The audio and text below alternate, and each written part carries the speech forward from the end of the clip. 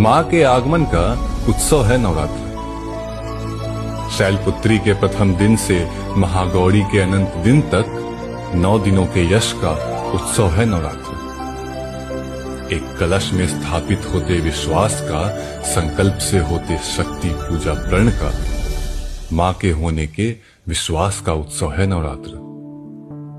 वो उत्सव जिसकी सिद्धि का दिन बताता है कि अन्याय कितना भी बड़ा हो, विजय की दशमी माँ की पूजा से ही होती है।